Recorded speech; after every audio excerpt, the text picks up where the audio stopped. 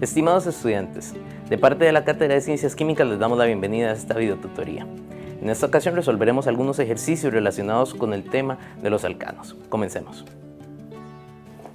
El primer ejercicio que vamos a realizar nos pide que brindemos la nomenclatura correcta para los siguientes alcanos. Comenzando por la primera estructura, vamos a comenzar identificando la cadena más larga de esta estructura.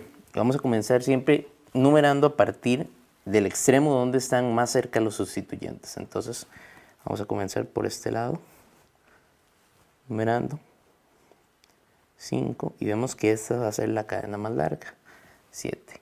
Según esta numeración en la cadena, tendríamos que el compuesto va a llevar el nombre de 2,2,5 trimetil heptano. Una cadena de 7 átomos de carbono con 3 sustituyentes metilo. En el siguiente ejemplo, vamos a observar que la numeración desde cualquier extremo que comencemos va a ser de 5 carbonos. De esta manera vemos que tenemos ahí 3 sustituyentes. El nombre sería, siempre respetando el orden alfabético de los sustituyentes, 3-isopropil, 2,4 tridimetil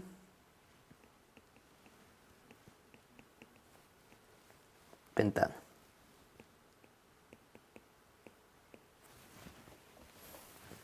Observemos ahora el tercer caso. Vemos que aquí la cadena más larga, desde cualquier extremo que comencemos, va a ser de 4 carbonos. 1, 2, 3, 4.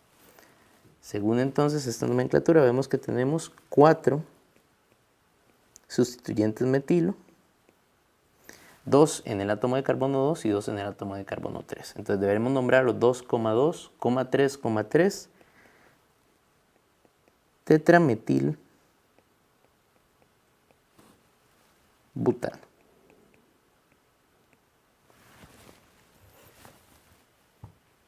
Continuando con la numeración de los compuestos de la sección de abajo, en este caso vemos que la cadena abierta, que es de 5 carbonos, es más grande que la cadena cerrada, que es de 3 carbonos. Entonces la cadena principal va a ser mi cadena abierta. Vamos a numerarla 1, 2, 3, 4 y 5. La cadena cerrada quedaría como un grupo sustituyente en el carbono 2. Lo nombraríamos 2 ciclopropil pentano.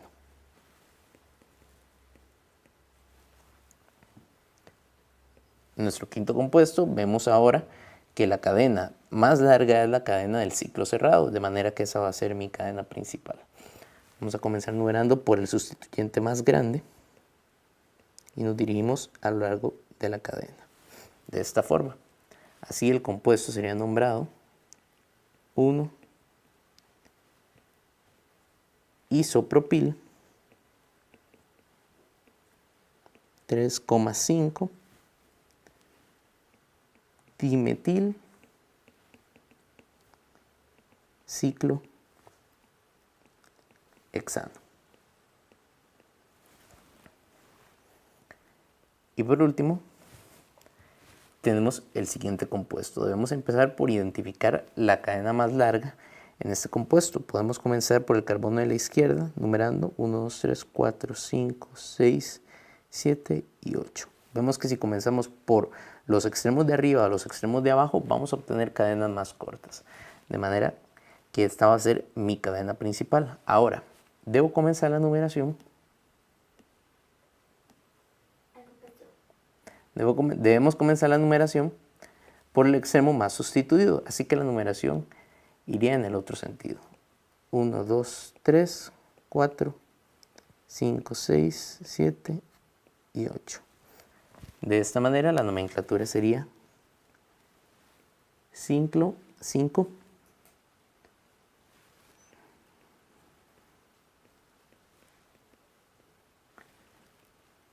terbutil 4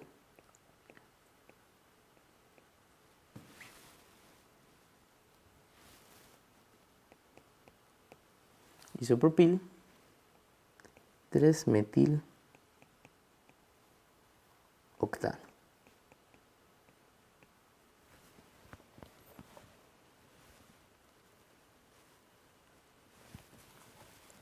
En el siguiente ejercicio nos piden que escribamos la estructura correcta para cada uno de los siguientes alcanos. Comencemos por el 3-etiloctano. Sabemos que aquí tenemos una cadena de 8 carbonos, 1, 2, 3, 4, 5, 6, 7 y 8. Y que en el tercer carbono tenemos un grupo sustituyente etil, 1, 2. De manera que esa sería la estructura correcta para el compuesto. En el caso B, vemos que tenemos el compuesto 2,3-dimetil 4-propil nonano. Aquí tenemos una cadena abierta de 9 carbonos. 1, 2, 3, 4, 5, 6, 7, 8 y 9.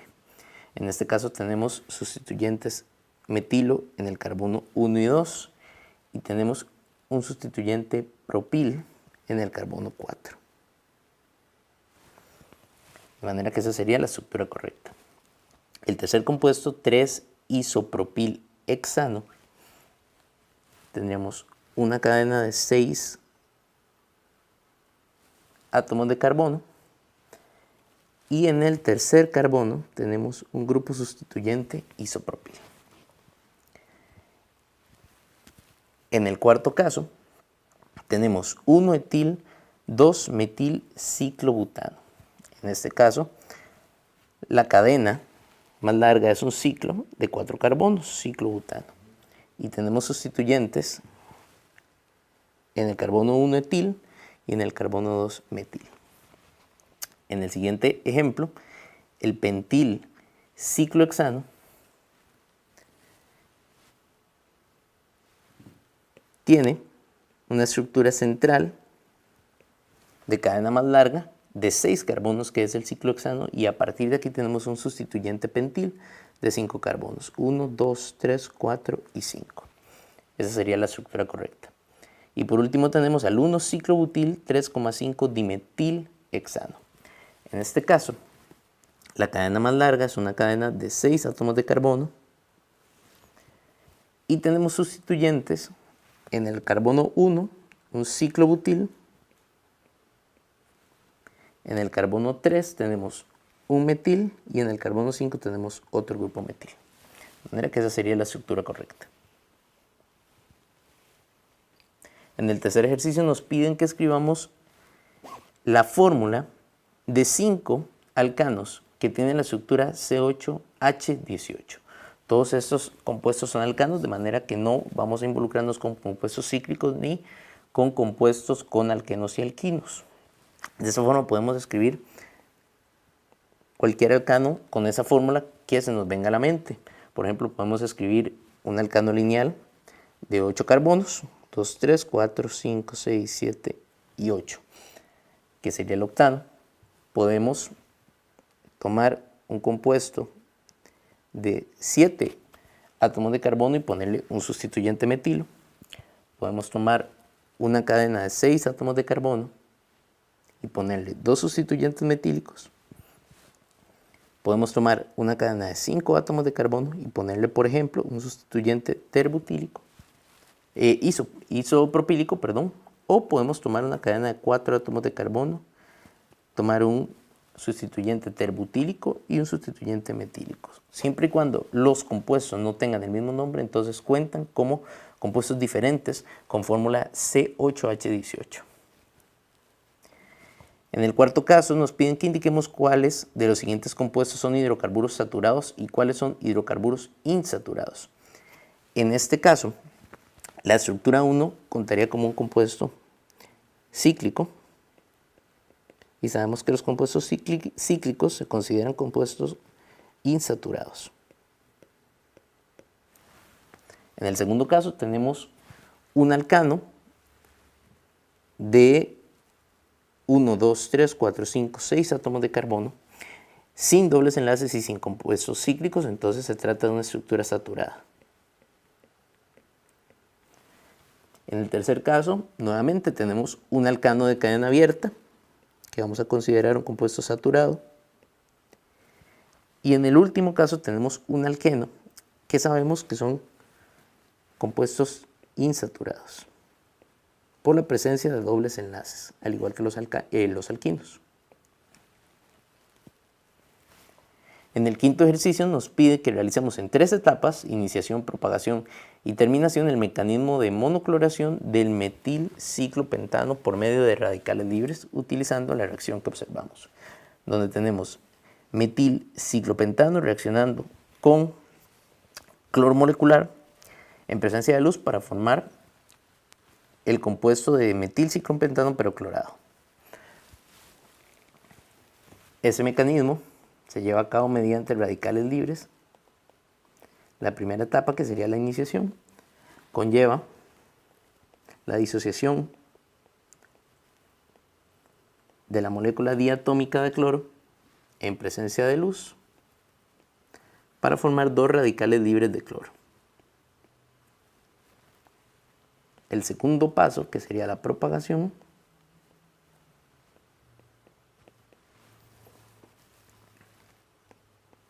involucra la interacción del metilciclopentano con el radical cloro. En este caso el radical cloro interacciona con el enlace de hidrógeno y forma la especie radical libre del metilciclopentano y ácido clorhídrico. Este radical formado reaccionará posteriormente con una molécula de cloro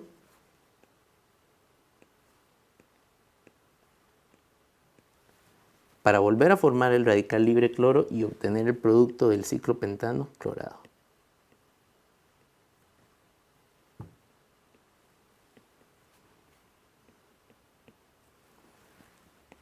Finalmente, en la etapa de terminación,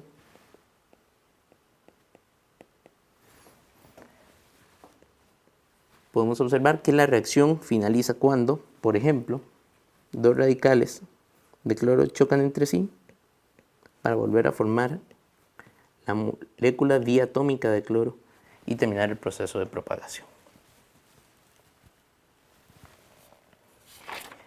En el siguiente ejemplo nos piden que describamos el mecanismo de reacción para la sustitución nucleofílica que sufre el 1-bromobutano al reaccionar con metanol mediante la siguiente reacción. En este caso, vamos a describir el proceso, el mecanismo de reacción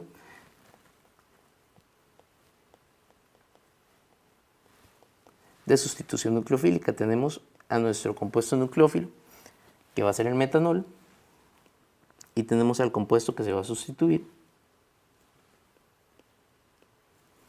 que es el bromobutano. En este caso, la formación del carbocatión a partir del bromobutano se daría en un carbono primario, de manera que sería un carbocatión inestable. Por este motivo, esta reacción prefiere un mecanismo del tipo de sustitución nucleofílica 2, es decir, se va a formar un intermediario en lugar de un carbocatión. El nucleófilo va a atacar a ese átomo de carbono y va a formar un intermediario de este tipo, donde la molécula de oxígeno interacciona con el átomo de carbono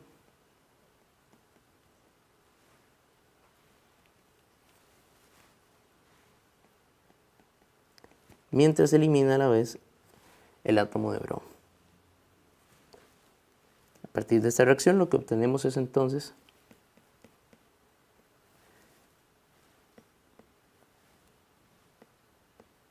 el siguiente producto.